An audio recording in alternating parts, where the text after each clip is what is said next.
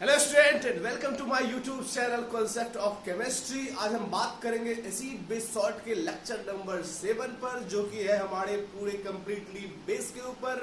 हम देखते हैं क्या होता है बेस और क्या होती है इसकी प्रॉपर्टीज और कैसे ये प्रिपेयर्ड होता है। What is base? बेस क्या होता है? अ सब्सटेंस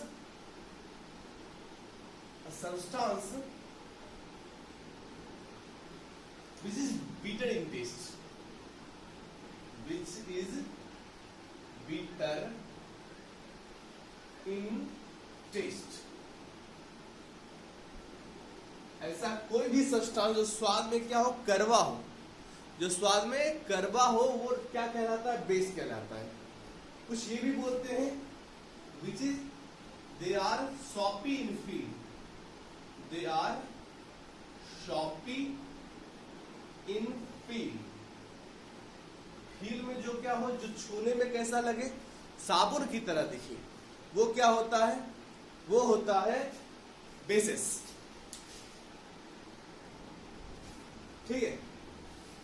और कुछ लोग ये भी कहते हैं substance that is metallic hydroxide, metallic hydroxides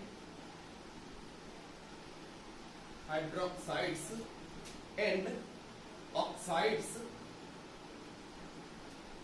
are called bases, are basic in nature। Direct बोली basic in nature। बट हम बात करेंगे इनसे उलट, यानी कि बेस क्या? बेस देखिएगा, ये बीटर टेस्ट में होता है, ये तो सही है। सॉपी इन फील होता है, ये भी सही है। बट क्या सारे मेटेलिक हाइड्रोक्साइड और ऑक्साइड बेसिक नेचर के होते हैं? क्या मेटल, सारे मेटल्स के ऑक्साइड और सारे मेटल के हाइड्रोक्साइड ये बेसिक नेचर के होते हैं? आंसर आएगा नहीं।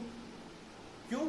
क्योंकि देखिएगा, जैसे हम कुछ मेटल लेते हैं उसके हाइड्रोक्साइड ऑक्साइड, जैसे हम MnO2 लिए, manganese dioxide.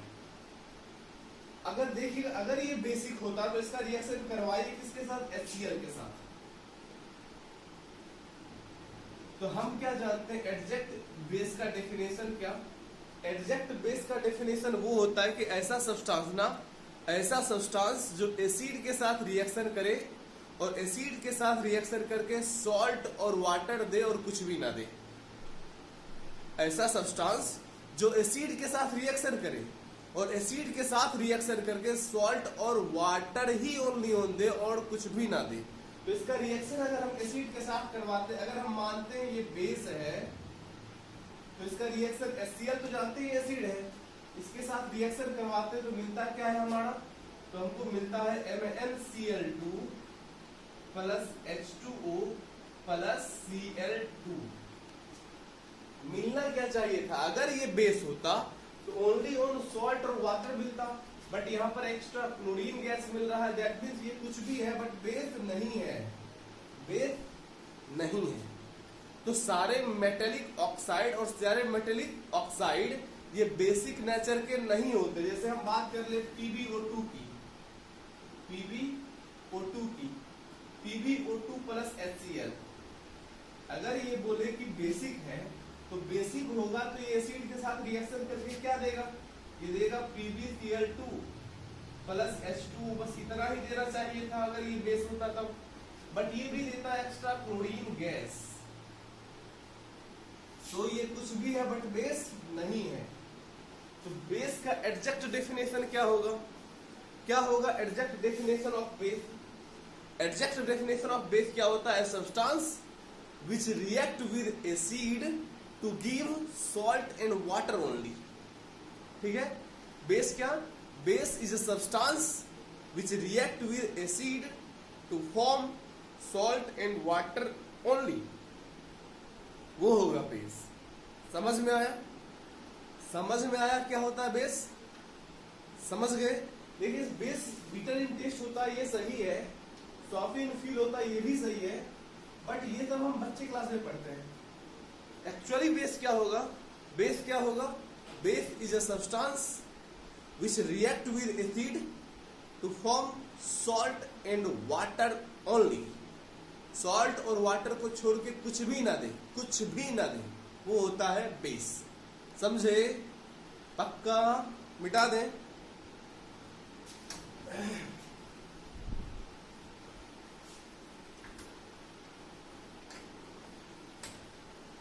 Now, how many type of bases? Types of bases. Types of bases. कितने टाइप के बेस होते हैं? बेस होते हैं दो टाइप के। कितने टाइप के? दो टाइप के। First, water soluble basis. Water soluble basis, ऐसा बेस ना जो वाटर में सॉल्यूबल होता है, ऐसा बेस जो वाटर में सॉल्यूबल होता है वो वाटर सॉल्यूबल बेस कहलाता है। ऐसा base, a base which is soluble in water is called water soluble base, like NaOH, like KOH, like NH4OH, like Na2O, like K2O, etc. ये सब क्या होते हैं? ये सब वाटर सॉल्यूबल बेस होते हैं। हाँ, एक चीज ध्यान रखना, CaOH का whole twice, calcium hydroxide, it is partially soluble in water. ये पार्शियली सॉल्यूबल होते हैं, पार्शियली सॉल्यूबल इन वाटर। ये क्या होते हैं? पार्शियली सॉल्यूबल, आधा अधूरा सॉल्यूबल होते हैं, आधा अधूरा सॉल्यूबल नहीं होते हैं, नहीं होते हैं, नहीं होते हैं। ध्यान में रखना है, समझ गए? तो एक चीज याद रखिएगा, वाटर सॉल्यूबल जो बेसिस होते हैं उसका एक बड़ा ही इंपॉर्टेंट सा नाम है। नाम है उसका क्या? Alkali. Alkali. Water soluble bases are called alkali. जो भी वाटर सॉल्यूबल बेसिस होते हैं वो कहलाते क्या है? वो कहलाते हैं एल्कली। ठीक है? एल्कली क्या होते हैं? तो वाटर सॉल्यूबल बेस याद रखना है, all alkalis are bases, all alkalis are bases, but all bases are not alkalis. All alkalis are bases, but all bases are not alkalis. सारे एल्कली जो होते हैं, जो वाटर सॉल्यूबल बेसेस होते हैं, वो एक्चुअली बेस ही होते हैं। तो सारे bases, all alkalis are bases, सारे एल्कली जो होते हैं वो बेस होते हैं, but all bases are not alkalis. सारे बेस वाटर सॉल्यूबल ही थोड़ी होते हैं, बेस वाटर इनसॉल्यूबल भी होते हैं। तो all bases are not alkalis. समझ में आया? समझ गए लोगों? मिटा दें, मिटा दें, मिटा दें। चलिए,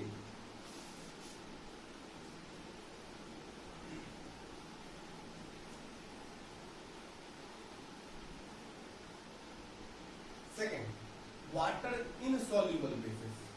water insoluble basis, insoluble basis, water insoluble basis क्या होते हैं? ऐसा बेस ना, ऐसा बेस जो वाटर में क्या हो? नहीं घुलता हो। ऐसे बेसिस को हम क्या कहते हैं? वाटर इनसॉल्यूबल बेसिस कहते हैं। तो वाटर सॉल्यूबल बेस को हटा लो और जो भी वाटर सॉल्यूबल बेसिस के अलावे है वो सब क्या है? वाटर इनसॉल्यूबल है। जैसे हम बात कर लें किसका? CaO का, CaOH का whole twice.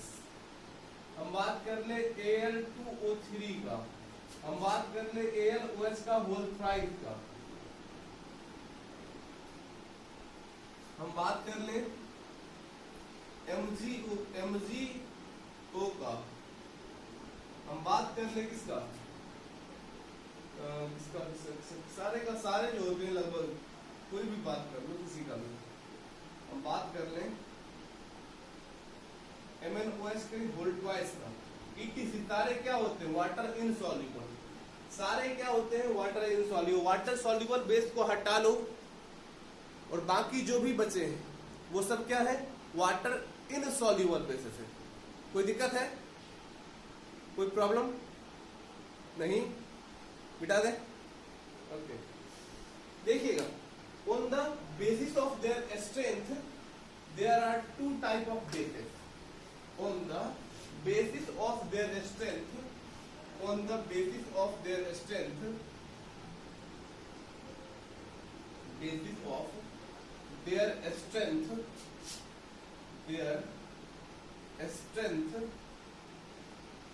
there are two type of bases. There are two types of bases.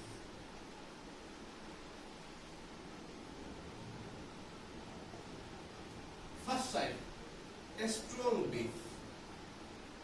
Strong bases. Strong bases क्या होते हैं? Strong bases, a base whose aqueous solution completely ionized, give a large amount of OH minus ions. ठीक है? Strong bases क्या? Strong bases, a base whose aqueous solution completely ionizes. लिखिए, a base whose aqueous solution completely ionizes and gives a large amount of OH minus ions, called strong bases. Called strong bases.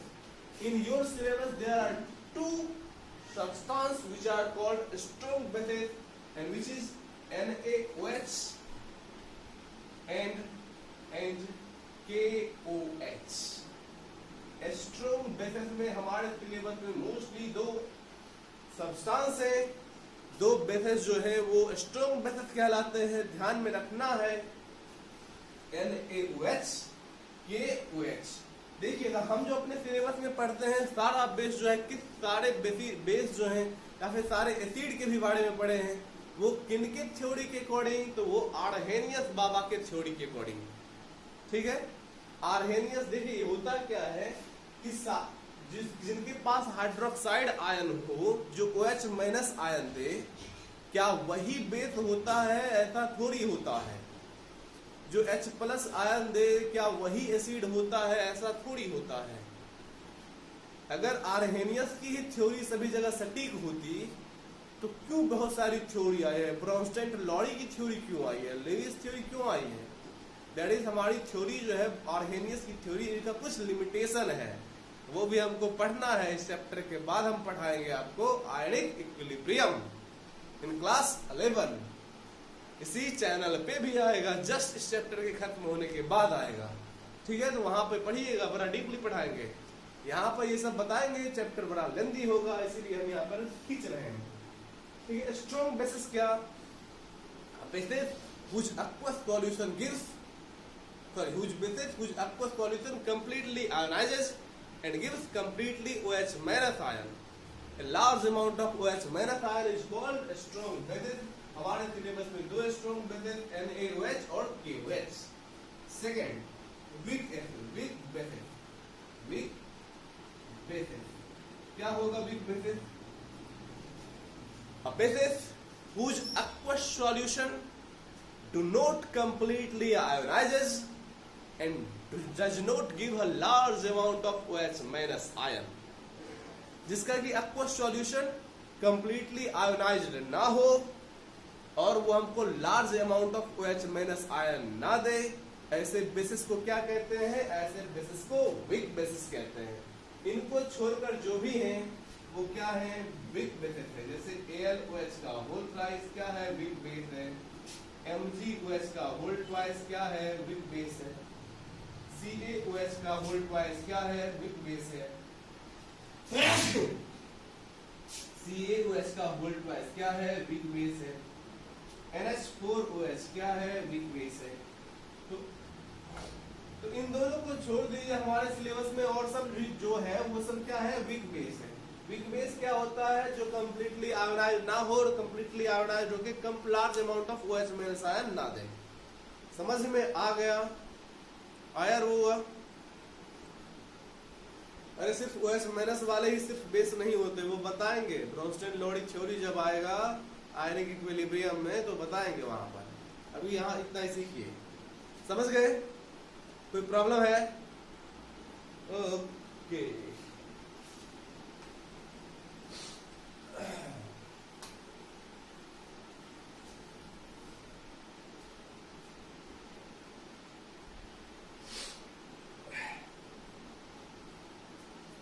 देखते हैं preparation method of basis. Preparation method of basis. कौन से basis?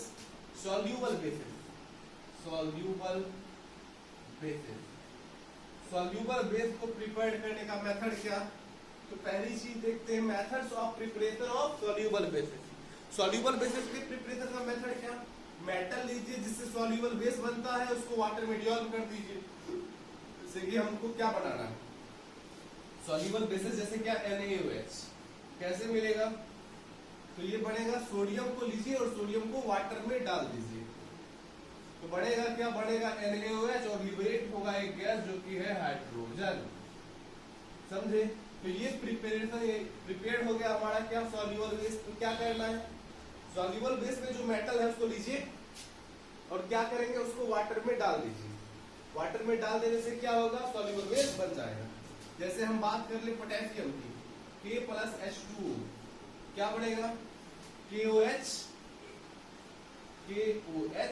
Plus hydrogen gas release होगा। समझे? अगर हम बोलते हैं Ca कैल्शियम, इसका भी पार्शियली सॉल्यूबल होता है, इसको भी लिख लेते हैं इसमें Ca प्लस H2O क्या बनेगा? बनेगा यहां से CaOH का होल ट्वाइस प्लस बनेगा क्या? हाइड्रोजन गैस लिबरेट होगा। एक और देख लेते हैं अमोनियम हाइड्रोक्साइड बनेगा कैसे? NH3 अमोनिया को क्या करें? अमोनिया गैस को वाटर में डिसॉल्व कर दें तो बनेगा क्या? बनेगा यहां से NH4OH। NH4OH और ये क्या है? वाटर सॉल्यूबल बेस है। तो वाटर सॉल्यूबल बेस को बढ़ाने का तरीका क्या? वाटर सॉल्यूबल बेस में जो मेटल है उसको लीजिए और वाटर उसको क्या कीजिए? क्या क्या क्या क्या क्या क्या करेंगे? उसको पानी में घोल दीजिए, पानी में डाल दीजिए। क्या बन जाएगा? बेसिस बन जाएगा। और ये बेस क्या कहलाएगा? यही बेस एल्कली कहलाएगा। समझ में आया? क्या क्या क्या बताइए, समझ गए? बट ओके सेकेंड देखते हैं methods of preparation of insoluble basis. Methods of preparation of insoluble basis. Methods of preparation of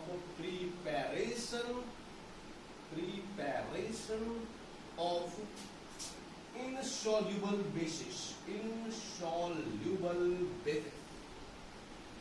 कैसे हम करेंगे insoluble बेस को प्रिपेयर? कैसे करेंगे? देखिएगा, हम क्या करते हैं? insoluble कोई बेस लेते हैं। कौन सा बेस लें? कोई भी एक बेस बोलिए, कौन सा लें? हम ले लिए AlOH का होल थ्राइस, ले लिए AlOH का होल थ्राइस। अब इसको अगर प्रिपेयर करना है तो क्या करेंगे? इस इनसॉल्यूबल बेस को प्रिपेयर करने के लिए हम क्या लेते हैं? एक सॉल्यूबल बेस। दैट मींस इसका रिएक्शन होता है क्या? एल्कली।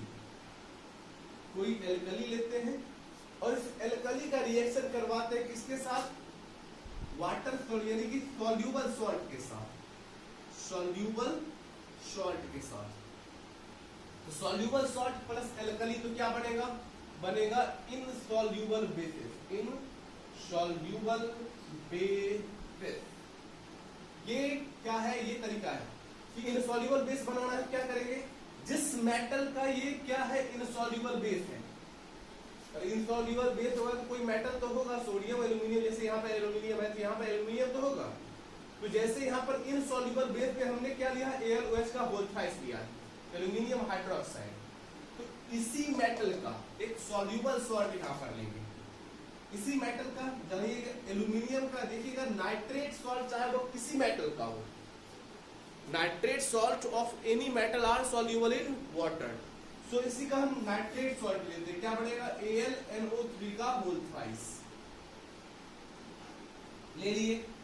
और इसका रिएक्शन हम करवाते हैं किसके साथ, कोई एल्कली के साथ। हम करवा दिए इसका रिएक्शन किसके साथ, NaOH के साथ, NaOH के साथ। बनेगा क्या, यहां से बनेगा ये इसके साथ जाएगा, अगर यहाँ पे 3 लगा ले क्या हो जाएगा AlOH का होल थ्राइस प्लस क्या, प्लस बनेगा 3 NaNO3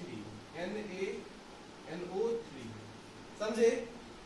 ये क्या बढ़ गया हमारा इनसॉल्यूबल बेसिस। रिएक्शन कौन सा रिएक्शन होगा, ये डबल डिस्प्लेसमेंट रिएक्शन होगा। एक्चुअली हमको बनाना क्या था, हमको देखिए ये तो सॉल्यूबल सॉल्ट बन गया, बट इससे हमको कोई मतलब है ही नहीं। हमको बनाना क्या था, हमको बनाना था इनसॉल्यूबल बेस, यानी कि ऐसा बेस जो कि इनसॉल्यूबल वाटर में सॉल्यूबल ना हो, हमने बना दिया। तो ये मेथड है इनसॉल्यूबल बेस को प्रिपेयर करने का।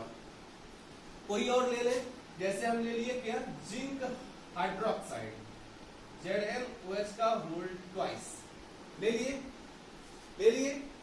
अब जिंक हाइड्रोक्साइड हमने क्या किया, ये इनसॉल्यूबल बेस प्रिपेयर करना है। तो क्या करेंगे, जिस मेटल का ये इनसॉल्यूबल बेस है उसी मेटल का एक सॉल्यूबल सॉल्ट लेंगे। लीजिए यहां से ले लेते हैं नाइट्रेट ही इसका, तो ZnNO3 का होल ट्वाइस। इसका रिएक्शन कीजिए किसके साथ, कोई एल्कलीज के साथ। हमने करवा दिया किसके साथ, एल्कली पोटेशियम हाइड्रोक्साइड के साथ। क्या बनेगा यहाँ से ZnOH का होल ट्वाइस, यानी कि यहाँ पर 2 लगाना होगा। और क्या बनेगा, प्लस 2 KNO3 समझे।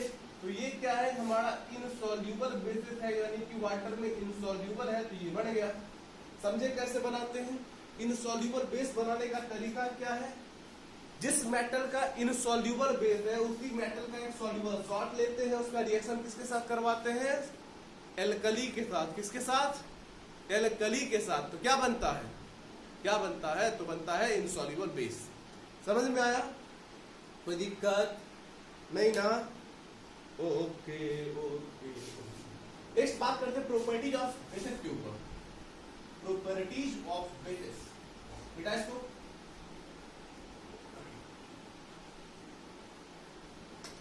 प्रॉपर्टीज ऑफ बेसिस पर, properties of basis.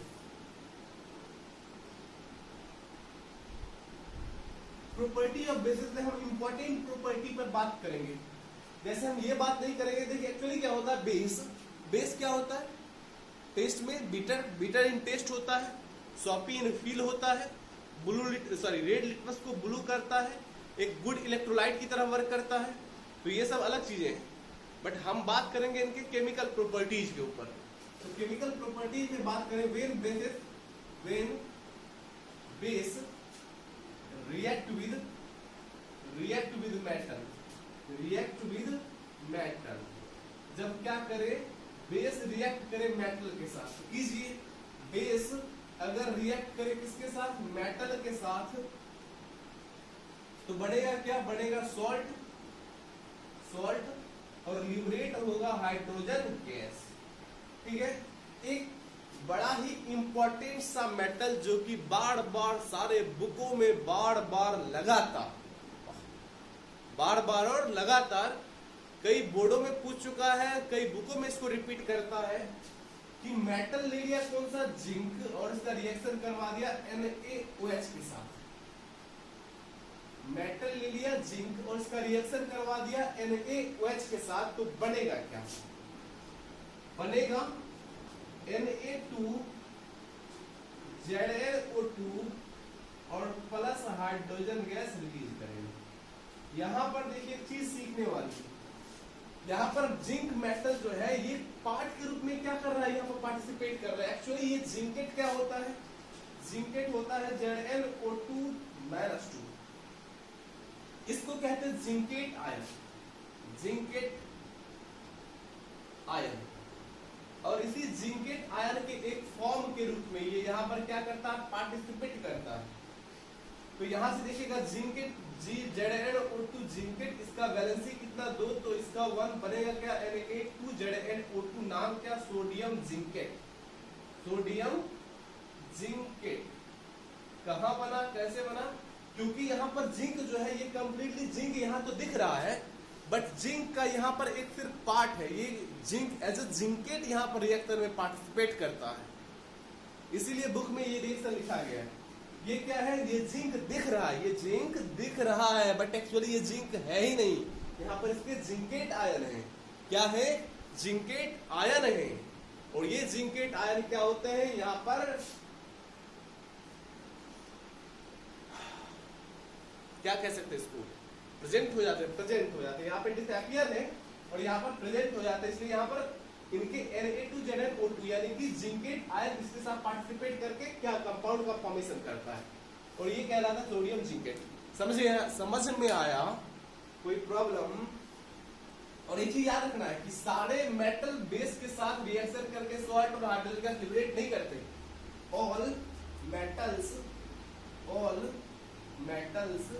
does not react with bases, does not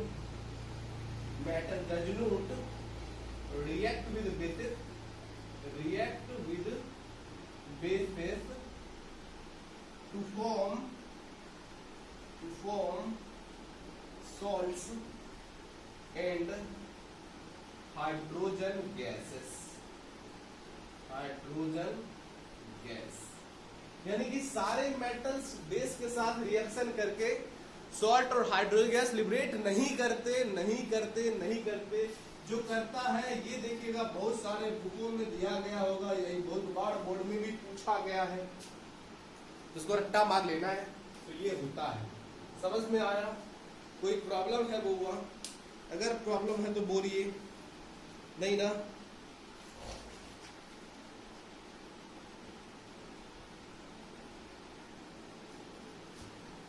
okay, मिटा दे। दूसरी प्रॉपर्टी पढ़ते हैं।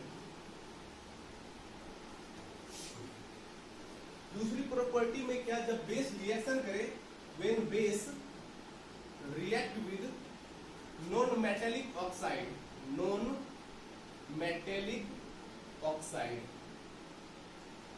जब बेस रिएक्शन करे नॉन मेटेलिक ऑक्साइड के साथ, तो क्या होगा, बढ़ाएगा सॉल्ट। जब बेस रिएक्शन करे नॉन मेटेलिक ऑक्साइड के साथ, तो बढ़ाएगा सॉल्ट प्लस वाटर। कैसे देखिएगा, बेस लेते हैं CaOH का होल ट्वाइस। एक्चुअली हम जानते हैं क्या, non metallic oxides are basic in acidic in nature. तो यहां से क्या, CO2 के साथ अगर इसका रिएक्शन कर ले, ये बेस, ये एसिड क्या बनाएगा, सॉल्ट और वाटर। जैसे क्या बनेगा CaCO3 प्लस H2O। ये रिएक्शन बार पूछा गया है और लगातार पूछा गया है, और इसी रिएक्शन का हम यूज करते हैं किसके लिए, टेस्ट फॉर CO2 के लिए। हम बताए थे कि लाइम वाटर को ये क्या करता है, लाइम वाटर को मिल्की करता है, वहां पर भी इसी रिएक्शन को हम दिखाते हैं। समझ में आया? कोई प्रॉब्लम है? जैसे हम बोल रहे CaOH का होल ट्वाइस, C नहीं हम बोल देते NaOH का होल ट्वाइस, और प्लस हम बोल रहे SO2, क्या बढ़ेगा Na2SO3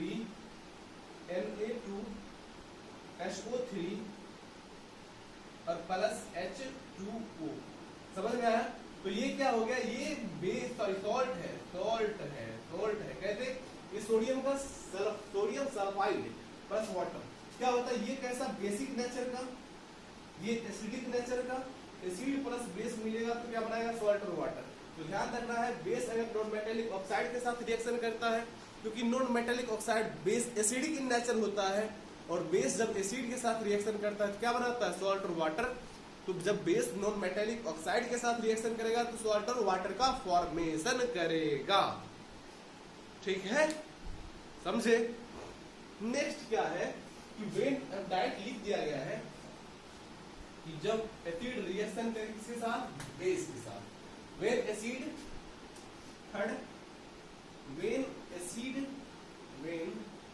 acid react with react with basis, जब एसिड किसके साथ रिएक्शन करे, बेस के साथ। तो कर ले, जैसे एक बेस ले ली, किसका ले ली, NaOH, NaOH, इसका रिएक्शन हम करवा दे कोई एसिड के साथ, तो हम ले ली HCl, बनेगा क्या, बनेगा सॉल्ट और वाटर, तो बनेगा क्या, NaCl और प्लस H2O। अगर यहां से ले ले हम क्या, KOH और प्लस H2SO4, H2SO4, तो यहाँ पे लगा लो 2, बनेगा क्या, K2SO4 प्लस H2O। एक्चुअली ये रिएक्शन दोनों क्या है, ये रिएक्शन को हम न्यूट्रलाइजेशन कहते हैं, बट यहाँ पर क्या है, टाइट्रेशन रिएक्शन है। टाइट्रेशन रिएक्शन, टाइट्रेशन रिएक्शन क्या होता है, न्यूट्रलाइजेशन क्या होता है, न्यूट्रलाइजेशन होता है बेस प्लस एसिड का रिएक्शन। जब बेस रिएक्शन करे एसिड के साथ और दे क्या सॉल्ट और वाटर, सॉल्ट और वाटर। जब एसिड रिएक्शन करे बेस के साथ तो दे सॉल्ट और वाटर, तो रिएक्शन क्या, न्यूट्रलाइजेशन। और यहाँ पर बेस के जगह पर एल्कली होता हो तब ये रिएक्शन कहलाएगा टाइट्रेशन। समझ में आया, समझ में आया पक्का। अब बात करेंगे effect of bases on indicators. मिटा दे इसको, मिटा दे। बात करते हैं इसके इफेक्ट किस पर, इंडिकेटर्स पर। किस पर, इंडिकेटर्स पर। Effect of bases on indicators.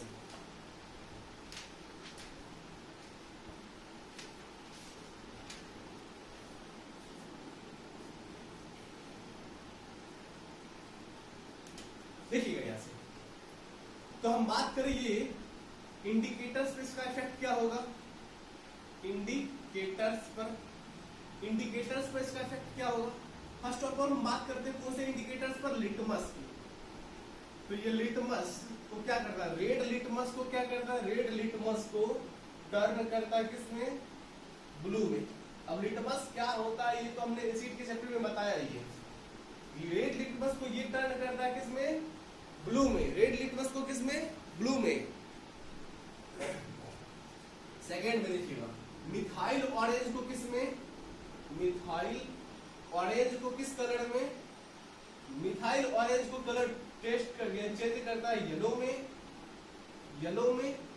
Third में देखिएगा, फेनोल्फथेलीन को क्या करता है, फेनोल्फथेलीन को क्या करता है, फेनोल्फथेलीन को ये पिंक टर्न करता है, it turns phenolphthalein into pink.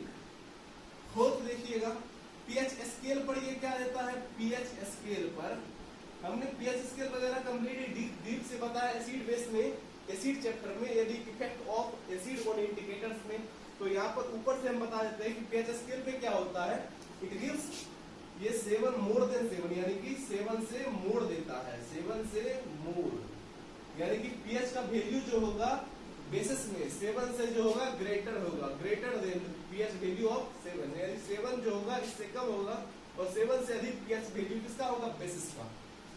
और फिफ्थ में क्या होता है, यूनिवर्सल इंडिकेटर पे ये क्या देता है, universal indicator, universal indicators, indicator.